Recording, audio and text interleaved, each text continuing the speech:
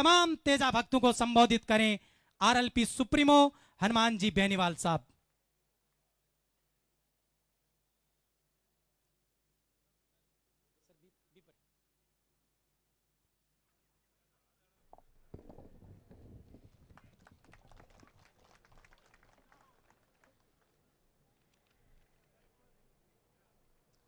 सबसे पहले तो सुतोद के अंदर वीर तेजाजी महाराज की 51 फीट ऊंची प्रतिमा और धर्मशाला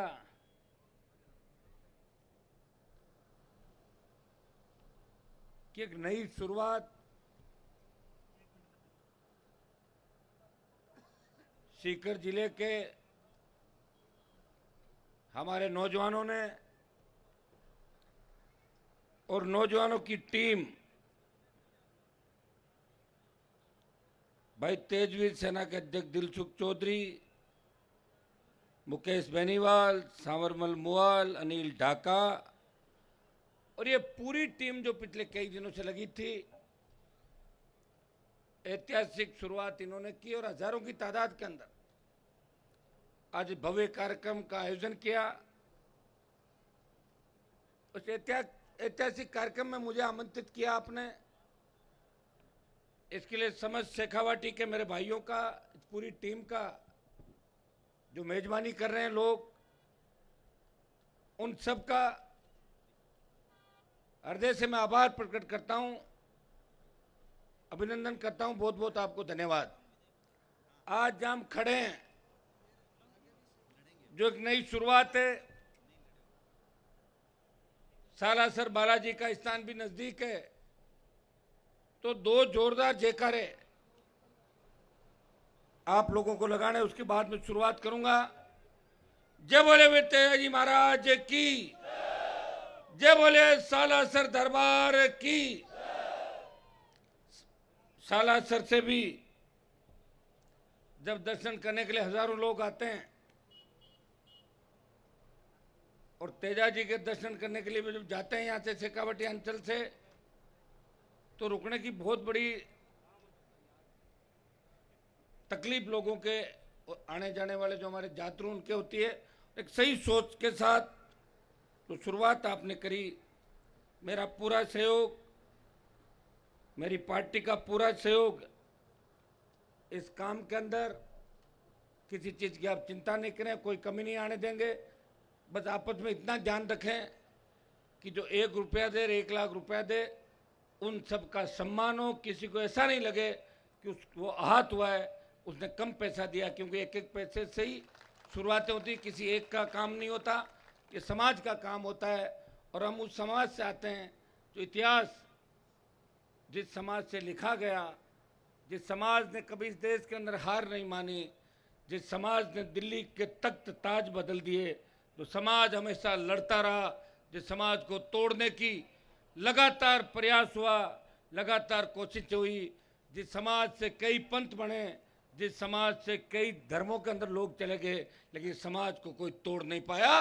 और आज भी इस देश के अंदर छाती तान के अगर कोई खड़े हैं इस भारत माता की रखवाली करने के लिए, अगर आज भी सबसे ज़्यादा तादाद के अंदर कोई शहादत देता है, तो मुझे कारगिल के युद्ध के अंदर शहादत के वो दिन याद है जब मैं यूनिवर्सिटी प्रेसिडेंट हुआ करता था। उसके बाद 1999 की बात है। उस समय अमेरिका के अखबार के अंदर छपा था कि 20,000 फीट ऊंची पहाड़ी के अंदर हिंदुस्तान में एक रेजिमेंट जो 50 किलो गोला बारूद और AK-47, AK-56 राइफल लेके और 20,000 फीट ऊंची पहाड़ी पे चढ़ती है और दुश्मन को ढेर करती है, वो जाट रेजिमेंट है जो शेखावाटी, मारवाड़ और हमारे इस इलाके हरियाणा और उत्तर प्रदेश के, पश्चिम उत्तर प्रदेश के इलाके से हमारे नौजवान आते हैं। मैं इस कार्यक्रम के अंदर शिरकत कर रहे पूर्व गवर्नर और समाज के लिए बेबाकी से देश के अंदर बिना डरे अपनी बात रखने वाले जनता दल के समय से ही हम जानते हैं कि किस तरह मलिक साहब बड़ी से बड़ी ताकतों से टक्कर लेते थे। आज भी इस उम्र के अंदर 80 के आसपास चले गए, 77-78 साल के अंदर, फिर भी हमारे लोगों के लिए चल के आना और आपको एक दिशा देनी, आशीर्वचन देना।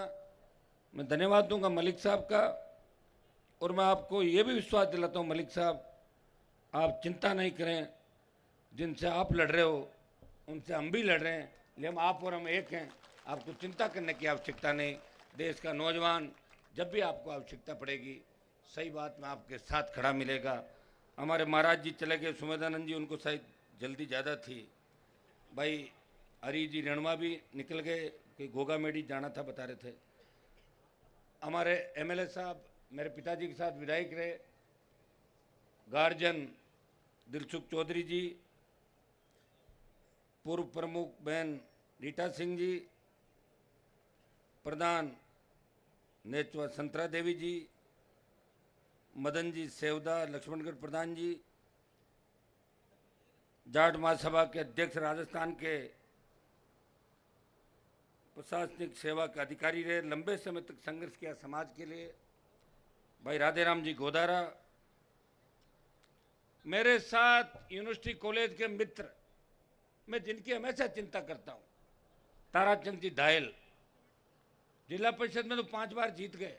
मैंने कहा जिला परिषद में रहोगे कि विधानसभा में आओगे, ये बीजेपी वाला तो आपको लाने से रहे, मैं पहले बता दूं आपको दाहिल साहब, इसलिए इस बार थोड़ा रास्ता चेंज कर दो, नहीं तो बूढ़ापा फिर अपना हाथ में नहीं, तो आप बढ़ती जाती है उम्र आदमी, लड़ना ही पड़ेगा आपको कभी न कभी, तो लड़ाई लड़नी है। सरपंच साहब रणजीत गोदारा जी, छात्र संघ के अध्यक्ष भाई विजेंद्र ढाका जी, डॉक्टर राम प्रताप जी बढ़िया, अविनाश जी डोटासरा,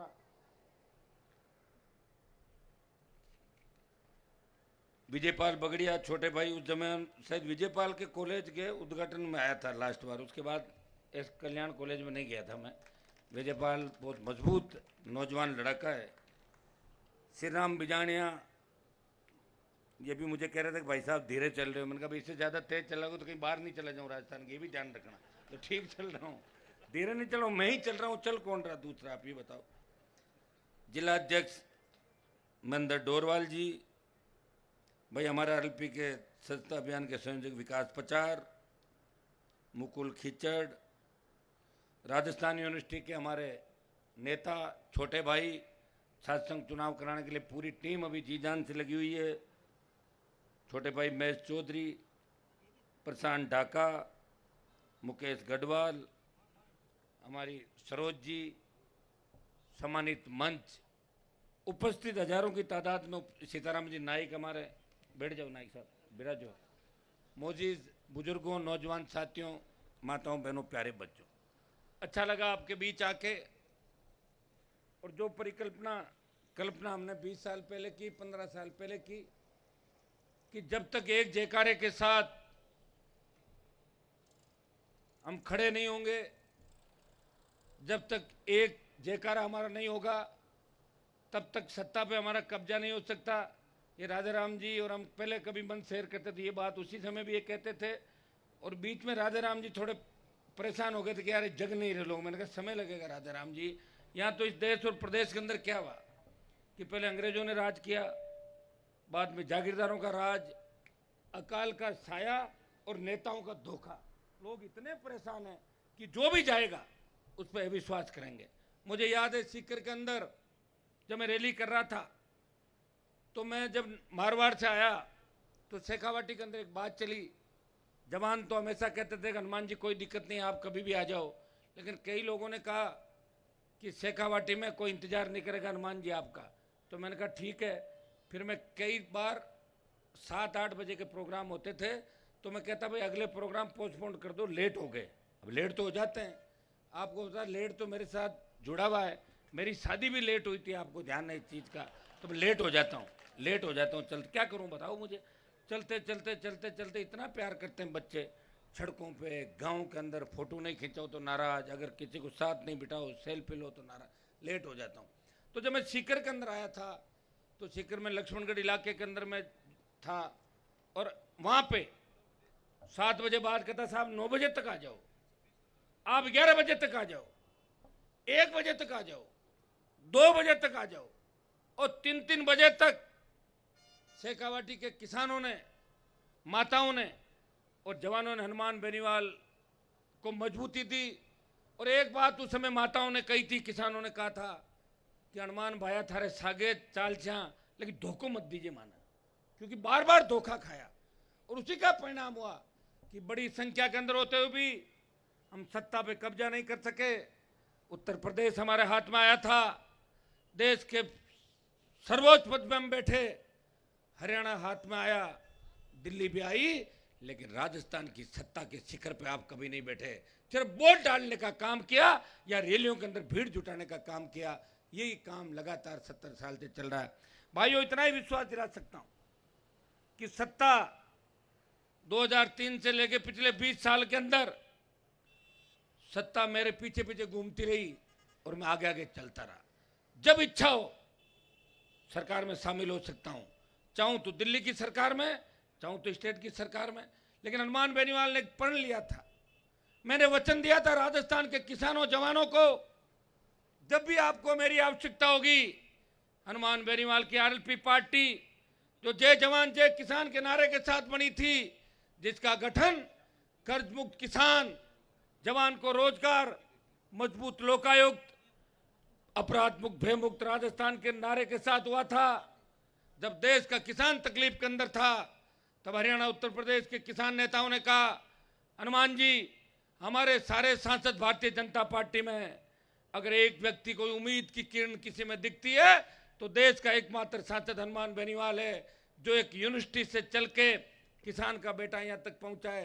अगर आप इस NH 8 को जाम कर दो, जयपुर दिल्ली के राजमार्ग को, तो हमें बहुत बड़ी ऊर्जा मिलेगी। भाइयों, मोदी की सत्ता को ठोकर मार के अगर NH 8 को जाम करके एनडीए किसी ने उत्तर भारत में छोड़ा, वो नागौर का सांसद था, जिसने इस कौम का मान और सम्मान इस देश के अंदर बढ़ाया। और जब अग्निपथ आया, जब सेना के सम्मान को ठेस लगी, जब सेना को ठेके पे दे दिया, देश का कोई सांसद नहीं बोला। लोकसभा के अंदर और जोधपुर में 2 लाख जवानों की रैली करके प्रधानमंत्री को अगर चुनौती दी, तो नागौर के सांसद ने कहा, प्रधानमंत्री जी हम उस कौम से आते हैं जिस कौम ने कई बार दिल्ली का तख्त बदल दिया, इसलिए हमसे मत टकराओ। और ये उसी का परिणाम था कि 25% अग्निवीरों को पहले कहते थे हम भर्ती करेंगे, बाकी वापस जाएंगे। और हम ये कह रहे थे कि अग्निवीर की ट्रेनिंग ले हुआ अगर 75% वापस आएगा, वो अलगाववाद पैदा करेगा देश के अंदर। वो पैरामिलिट्री फोर्स जहाँ अंदरूनी हिंसा के लिए रहती है, वो पैरामिलिट्री फोर्स मिलिट्री की ट्रेनिंग के आदमी के सामने टिक नहीं पाएगी। भाइयों, इस दबाव का परिणाम ये हुआ कि 50% पे आ गए, कि 50% को वहीं शिफ्ट कर देंगे। मैं आपको विश्वास दिलाता हूँ, एक हुंकार आप भरोगे और 2 लाख की संख्या में दिल्ली की तरफ चलोगे, तो जिस तरह प्रधानमंत्री ने 3 कृषि बिल वापस लिए, अग्निपथ भी वापस लेना पड़ेगा। ये मैं आपको विश्वास दिलाता हूँ। और ये लड़ाई कोई नहीं लड़ सकता। लड़ाई लड़ने के लिए इस मंच पे बैठे लोग ही आपको नजर आएंगे। मैंने देखा है सारा इलाका, जब दिल्ली गया तो एक चीज मलिक साहब मैंने सीखी कि देश के किन नेताओं में दम है और किन में दम नहीं है, उसको नजदीकी से लोकसभा के अंदर किसी ने देखा, नागौर के सांसद ने देखा। अगर मैं MP नहीं बनता तो मुझे इन बातों का पता नहीं लगता। MP बन के वापिस आ रहा हूँ आपके बीच, क्योंकि मुझे लग रहा है कि आपका मेरे बिना मन नहीं लग रहा, मेरा भी विधानसभा बिना मन नहीं लग रहा। तो मैं एक बार भी पहले विधानसभा के चुनाव के अंदर आऊँगा आपके बीच, और मुझे पूरा भरोसा है इस बार राजस्थान के अंदर जिस तरह नौजवानों ने करवट बदली है, 50 लाख से लेके 80 लाख के लगभग नया वोट जुड़ जाएगा जब तक अक्टूबर आएगा। और ये नया वोट इस बार परिवर्तन के नाम का होगा। नया वोट भय मुक्त, भ्रष्टाचार मुक्त राजस्थान के नाम का होगा। यह आंधी नहीं चलेगी भारतीय जनता पार्टी की। पहले जिस तरह लोग पहले ही तय कर लेते थे कि इस बार इस पार्टी को मारना है और इस बार इस पार्टी को मारना है, ये भाइयों आंधी 18 में नहीं चली थी, लेकिन 18 के अंदर हनुमान बेनीवाल ने आप सबकी चिंता करी थी। मैंने कहा मेरी वजह से कोई मेरा व्यक्ति हार गया तो मुझे लोग कहेंगे कि एक हनुमान आया था जिसने पार्टी बनाई और नाश कर दिया, इसलिए मैंने आप सबकी चिंता की और मैंने मेरी पार्टी की और मेरी कुर्बानी दी। लेकिन 23 के अंदर अब ये कुर्बानी राजस्थान के लिए जाएगी। अब ये कुर्बानी इस राजस्थान को बचाने के लिए देंगे, इसलिए इस बार राष्ट्रीय लोकतांत्रिक पार्टी तमाम सीटों पर राजस्थान से चुनाव लड़ेगी, यहां से भी चुनाव लड़ेगी। ये घोषणा आपके बीच करके जा रहा हूं, क्योंकि पार्टी कोई सजाने के लिए थोड़ी बनाई है, तो चुनाव लड़ने के लिए बनाई है। शुरुआत थी, हो गई मदद, कहीं किसी की कहीं किसी की, चलता रहता है। हम भी मदद से यहाँ तक पहुँचे, कभी किसी ने मदद की, कभी किसी ने की। लेकिन अब आवश्यकता है हमें ऐसे राजस्थान के निर्माण की कि हमारी बहन बेटियां रात को सड़क पर निकले, मजाल है कोई सामने देख ले, वो इस तरह निकले रात को 12 बजे जैसे घर के आंगन के अंदर खेल रही हो। एक अपराध मुक्त राजस्थान हो, बेमुक्त भ्रष्टाचार मुक्त राजस्थान हो। आज बेरोजगारी से तंग आके जिस तरह नशे का कारोबार राजस्थान के अंदर फैल रहा है, पहले तो हरियाणा की दारू गुजरात जाती थी, तब सिर्फ शराब का कारोबार ही था। अब नए नए नशे आ गए, एमडी, इसमें पता नहीं कौन कौन से नशे हो गए, और ये नौजवानों को पता ही नहीं चलता। मैं तो कई जगह देखता हूँ, एक जगह मैं गया, हमारी गाड़ियाँ जा रही थी और एक गाड़ी वाला इस तरह पलटी खाई उसने, तो जाके देखा बच गया भगवान की कृपा से। तो उसको लाए, पता क्या क्या करके चला रहा था, बोले साहब इसने एमडी का सेवन कर रखा था। एमडी का सेवन करने में पता नहीं चलता, वो 200 की स्पीड से चलता है, तो अगले को मार देता है और खुद मरता है। तो हमें इसको रोकना होगा। कैसे रुकेगा? जवानों के पास कोई काम नहीं, बेरोजगारी, 4 लाख खाली पद, बेरोजगारी भत्ते की बात करो, कौन सा बेरोजगारी भत्ता मिला मुझे बताओ आप। ये जो गठबंधन की सरकारें राजस्थान में रही, ये 25 साल जो आपने देखे, कोई एक पार्टी दोषी नहीं है। दोनों पार्टियां के साथ वो प्रमुख लोग, सत्ता जिनके हाथ में रही, अगर वो चाहते योजनाएं लागू हो जाती है, और नहीं चाहते तो आप सारा काम देख रहे हो कैसे चल रहा है राजस्थान के अंदर। और भाइयों, अब तो अपन हर चीज में मांग करते हैं कि सीबीआई जांच करो, सीबीआई जांच करो, ईडी की जांच करो। अब तो सीबीआई और ईडी का दुरुपयोग कैसे हो रहा है देश के अंदर, आपने देखा होगा। किस तरह सीबीआई का नोटिस भेज के जो पार्टी बदल ले और बीजेपी ज्वाइन कर ले, वो तो एकदम सही, उसको क्लीन चिट, और बीजेपी में नहीं है, वो ईडी और सीबीआई उसको लेके जाएगी। ये देश के अंदर परंपरा बन गई, और ये दुरुपयोग को इन्होंने नहीं किया, पहले की सरकारों ने भी इस चीज का दुरुपयोग किया था। ये परंपरा चली देश के अंदर, इसलिए हमारे यहाँ माफिया पनप गया। बजरी माफिया, जिसकी जेब में कांग्रेस और भारतीय जनता पार्टी दोनों चली, वो बजरी माफिया जो सरकारों से बड़ा हो गया, जो समानांतर सरकार चला रहा है, इस तरह इनको कौन ठीक करेगा बताओ मुझे। एक व्यक्ति लड़ाई लड़ रहा है, प्रयास कर रहा है, और उसको आप मजबूती दें। यह सही है कि ये मारवाड़, जहां से आपका इलाका, ये शेखावाटी का इलाका है, आगे आप चलोगे तो लाडनू डीडवाना से लेके जब जेतान जालोर तक जाएंगे तो नागौर, जोधपुर, बाड़मेर, जालोर, पाली, सिरोही, जैसलमेर के जो जिले हैं, मैं आपको इतना ही विश्वास दिला सकता हूं कि मैं शेखावाटी, गंगानगर, हनुमानगढ़, बीकानेर, अजमेर, भीलवाड़ा, बल्लभनगर तक जहां भी आरएलपी पार्टी ने अपनी लड़ाई लड़ी, मजबूती दिखाई, मैं आप सबकी मजबूती अलग रखता हूं। मुझे पता आप बहुत मजबूत हो, लेकिन अकेले मारवाड़ से जहां 43 सीट है, यह शेखावाटी अंचल है, यहां भी आपने आरएलपी को पिछली बार जब नई पार्टी थी, नीम का थाना और सिक्कर के अंदर 30,000 वोट डाले थे। यहां मैंने चुनाव नहीं लड़ाया था, आपको भी पता क्यों नहीं लड़ाया था। लेकिन मारवाड़ की जो 43 सीट है, उसके अंदर 40 सीट पे आरएलपी 1 नंबर और 2 नंबर पर रहेगी। भाइयों, अगर शेखावाटी के अंदर आप मजबूती दोगे, बीकानेर डिवीजन में मजबूती दोगे, तो वो दिन दूर नहीं जब राजस्थान की सत्ता पर आपका कब्जा होगा। और सत्ता पे कब्जा कौन करवाता है? आप लोग, मतदाता जब मत डालता है। ये हनुमान बेनीवाल कैसे बना? वोट से बना। जो लोग नागौर के अंदर अपने घर से फरमान जारी करते थे, उन सबको घर बिठा दिया, घर भी बिठा दिया, और घर बैठने के बाद जब आए कि प्लीज बेटे को जिता दो, प्लीज, कोई मामा जी कह रहा, कोई चाचा जी कह रहा, जिता दिया। ये तो आदत है मेरी, मेरे से कोई मदद मांगने आता तो मजा आता मुझे मदद करने के अंदर, लेकिन उनका फरमान वहीं रह गया। जो अपने नाम से, जो घरानों के नाम से राजनीति करते थे, जो वंशवाद के नाम से राजनीति राजस्थान में करते थे, जो कौम को जगह जगह ले जाके बेचते थे, उनको घर बिठा दिया। इसके अंदर हनुमान बेनीवाल का बलिदान 20 साल का है, कोई छोटा सा योग वो नहीं रहा। किस तरह परिस्थितियों से लड़ा, किस तरह प्रदेश के आकाओं से, मुख्यमंत्रियों से लड़ा, किस तरह देश के प्रधानमंत्री और गृह मंत्री से लड़ा, और किस तरह पार्टी बना के। भाइयों, जब नई पार्टियों की एक दिन सूची आई कि नई पार्टियों में चंदा आ रहा है, उनकी फाइल मंगाई, प्रधानमंत्री ने, लेकिन आरएलपी का नाम नहीं था उसके अंदर। आपको खुश होना चाहिए कि आपके नेता के पास कुछ भी नहीं। कोई कहता ईडी वाले आ जाएंगे, तो मैंने कहा 4 पैंट शर्ट है, जूते ले जाएंगे ईडी वाले, वापस दे, क्या करेंगे ईडी वाला हमारा। ये मलिक साहब को परेशान किया था ना, क्या हो गया, लोग पहुंच गए थे, कुछ नहीं होता ईडी सीबीआई गए तो काम 20-25 साल पहले हो चुके। लेकिन आप मजबूती दें, ताकत दें। और वीर तेजाजी महाराज ने जिस तरह वचन के खातिर अपने प्राण न्योछावर किए, ये आपने इतिहास के अंदर सारी बात बताई, अभी सारी नृत्य के माध्यम से बताई। मैं इतना ही विश्वास आपको दिलाता हूँ, मैंने अभी 28 की बात नहीं करी है, 13 के बाद 18, 18 के बाद 23 के अंदर अगर आपने मुझे मजबूती दी तो निश्चित रूप से राजस्थान की तस्वीर और तकदीर बदल जाएगी। राजस्थान के अंदर इस तरह नौजवान जो गैंगवार की घटनाएं राजस्थान में हुई, जहां हमारे अंचल के कई किसान के बेटों को हमने खो दिया, शेखावाटी के, नागौर के, वो क्या कारण रहे? सरकारी संरक्षण रहा अपराधियों को, सरकार संरक्षण देती थी।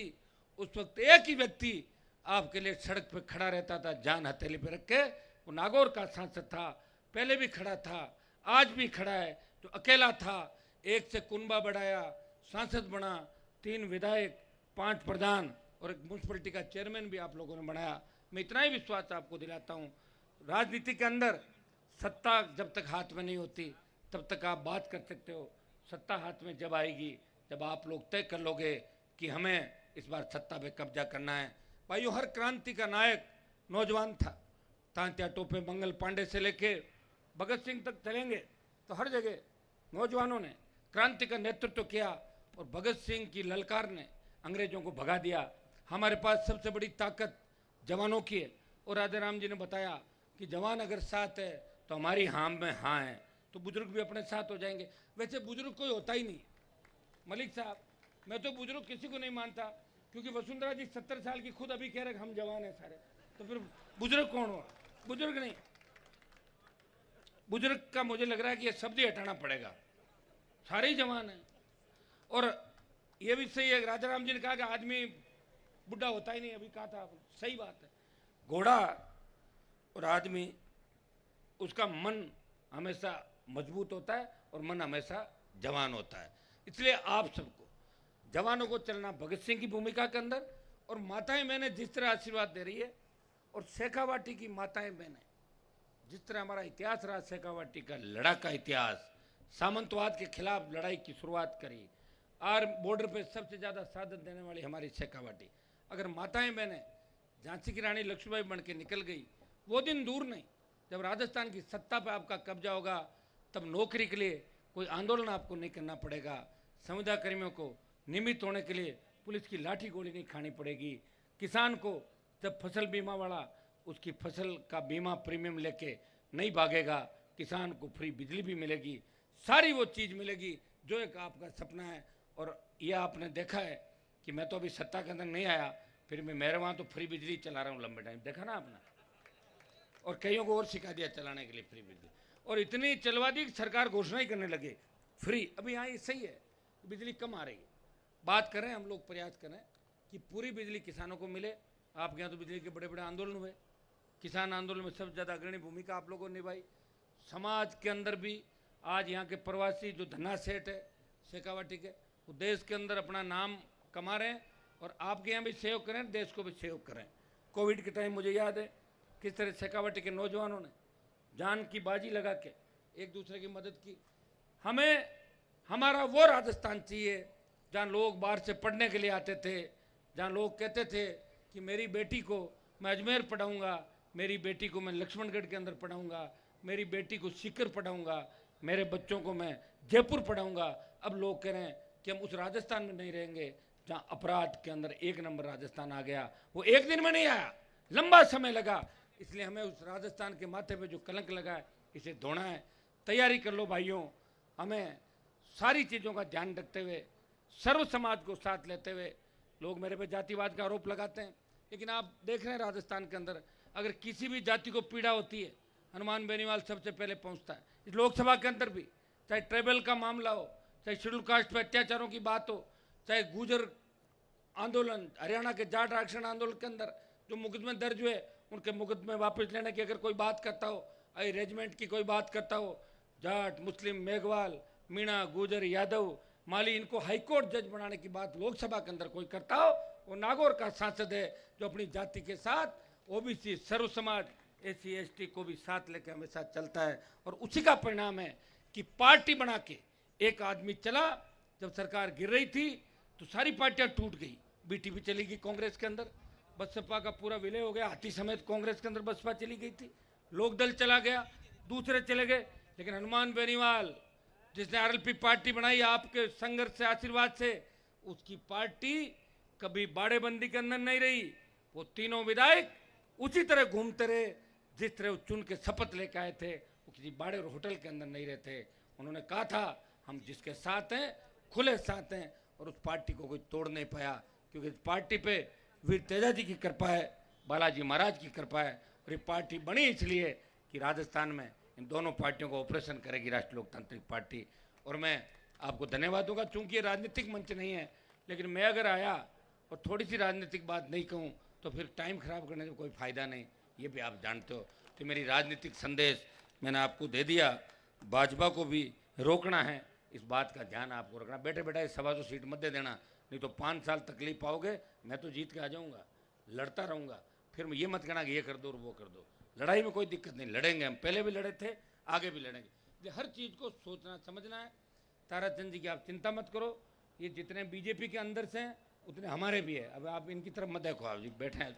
इन्होंने कहा कि मैं तो पूरा भाषण सुनूंगा, हनुमान जी का भी सुनूंगा, और मलिक साहब क्या कहते हैं वो भी सुनूंगा आज, इसलिए इनको बिठा रखा हमने बीजेपी के प्रतिनिधि के तौर पर।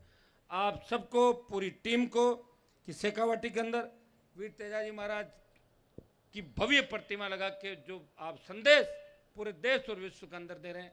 वीर तेजाजी हमारे कुल के गौरव थे, लेकिन 36 कौम वीर तेजाजी को आराध्य देव के रूप में मानती है। 36 कौम जो भी किसान खेती करता है वो तेजाजी को जरूर याद करता है। हे तेजाजी महाराज मुझे अच्छी फसल देना, हे तेजाजी महाराज मेरी रखवाली करना। तो तेजाजी सबके हैं, और तेजाजी का जयकारा हमें मिल गया। भाइयों, मैं खुशी इस बात की है कि धौलपुर से लेके बाड़मेर और डूंगरपुर से लेके गंगानगर, जहाँ से राधे राम जी आते हैं, वहाँ एक एक किसान का बच्चा तेजाजी के जयकारे के साथ आपको डीजे की धुन पे झूमता हुआ नजर आता है, और तेजाजी के जयकारे के साथ वो सरकारों को झुकाता हुआ नजर आता है। ये आपने देखा है। आपने जो ऐतिहासिक शुरुआत शेखावाटी में की, वीर तेजा सेना अगर राजस्थान में कहीं बनी तो सबसे पहले शेखावाटी की धरती है, जब वीर तेजा सेना का गठन हुआ, तेजवीर सेना का गठन हुआ। मैं बधाई देता हूँ और एक संदेश और दूंगा कि आप सेनाएं चाहे कितनी बना लो, लेकिन आपस में लड़ो मत। अपने लोगों के साथ दिक्कत क्या है कि लंबे समय तक एकता नहीं रखते, एक दूसरे से लड़ लेते हैं, भिड़ लेते हैं। कहीं फोटो नहीं आई, मेरा नाम नहीं आया, मेरा माड़ा में नाम नहीं लिया, मुझे छापा नहीं बंधाया। मैं तो आधा टाइम इसी में लगा रहता हूँ, मनाने के अंदर, आधा राजस्थान। तो लड़कों को लेकर चलना बड़ा टेढ़ा काम। किसी का फोन नहीं उठाया, एक ही जगह से फोन करेंगे।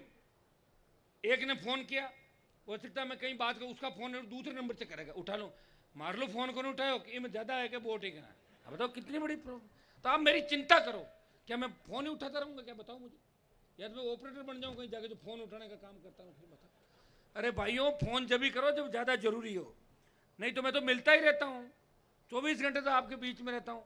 आप ये चिंता नहीं करते मैं सोता कब हूँ। 6 बजे तक देखा क्या मुझे, सुबह 5 या 6 बजे तक घूमते हुए राजस्थान के में। तो अभी चिंता ये करो कि फोन पे बात कम करो, जिसको जरूरी काम है, कोई बीमार है फोन कर दे, पुलिस परेशान कर रही है फोन कर दे, बदमाशी कोई कर रहा है, गांव में गुंडे बदमाश आ गए फोन कर दो। अब आपके फोन के चक्कर में जरूरी फोन भी नहीं उठा पाते। कहीं हालचाल है सा, सूता कौन सूता, 3 बजे, तो 3 बजे थोड़ा बहुत सोना भी तो दो भाई। कितना परेशान करते हो आप मुझे, इतना सो के लो तो थोड़ी करते हो। जब पायलट को तो देखा ही नहीं होगा, कहाँ चले गए वापस, मानेसर के मुख्यमंत्री बन गए क्या मुख्यमंत्री? वो वसुंधरा जी थी, उसका नंबर भी नहीं है आपके पास। तो मैं हूँ, हर समय हर जगह काम लेते हो। अच्छा वह खेत में नहीं जोता अभी तक, वो भी जोत लो, क्या चलो साहब थोड़ा सा यहाँ करो, तो खेत में ले साहब, तो भी ले लूँगा मैं तो आपके लिए, चिंता मत करो। क्योंकि मिशन 23 पूरा करना है, और इसके लिए हनुमान बेनीवाल पूरी ताकत के साथ आपके साथ खड़ा है। मैं विश्वास दिलाता हूँ, धोखा नहीं दूंगा। एक बार अग्निपथ के लिए जरूर दिल्ली की ओर मूवमेंट होगा, अपना बड़ा मूवमेंट, वो जरूरी है कि नहीं है? सेना को तो बचाना है, कौन बचाएगा? कोई नहीं बचा पाएगा, है ही नहीं कोई दूसरा। हमें, बाकी पार्टी को तो चिंता है वोट की, और हमें चिंता है इस राजस्थान की और देश की। देश की चिंता भी हमारे को ही करनी होगी, क्योंकि जब जब पहले हरियाणा उत्तर प्रदेश के लोग, जब मलिक साहब हम स्कूलों में पढ़ते थे, जब सुनते थे, मेरे फादर जनता दल से आते थे, हमें पता है आपका पुराना सारा। पहले हरियाणा उत्तर प्रदेश के नेताओं ने, लीडर वही थे हमारे, चरण सिंह जी, चौधरी देवीलाल। हमारे राजस्थान के नेता तो कोटपुतली के आगे जाते जाते वापिस आ जाते थे, तो डर लगता था उनको। अब देखो सारा आपके पास आ गया, यूपी हरियाणा के सारे नेता बीजेपी के अंदर चले गए। और तो और मुझे तो शर्म आती है कि जिस खट्टर सरकार ने 50 जाट के बच्चों को गोलियों से भूना, उसे अगर समर्थन किसी ने दिया तो हमारे समाज के ही उप मुख्यमंत्री बनकर सपोर्ट कर दिया। अरे उप मुख्यमंत्री अगर बनना होता तो फिर हुड्डा जी को सीएम बना देते। उप ही तो रहना था आपको, पूरा तो नहीं बन रहे थे। और क्या होता उप, बताओ मुझे। मैं तो उप को नहीं मानता, मुझे उप बनना होता तो 5 साल पहले ही बन जाता। उप के लिए तो तैयार ही है। उप का मतलब तो समझते हो, मुख्यमंत्री पत्नी, पति और उप मुख्यमंत्री उसकी पत्नी, ये होता है उप का मतलब। तो बाकी बात मलिक साहब आपको बता देंगे। मैं तो एक ही विश्वास आपको दिलाता हूँ कि जो मैं कहता हूँ करता हूँ, परवाह मैंने आज तक किसी की नहीं। बड़े बड़े दादा अपराधी हमने राजस्थान में देखे, कईयों को ठीक किया, मौका लगा, कईयों को ठीक कर देंगे। बड़े बड़े नेता जो बड़ी बड़ी बातें करते थे, उनको भी जेल का रास्ता दिखाया, दिखाया कि नहीं दिखाया? थोड़े पीछे चले जाओ, 5, 4, 7, 60 साल, तो ध्यान है आपको सारी बातें।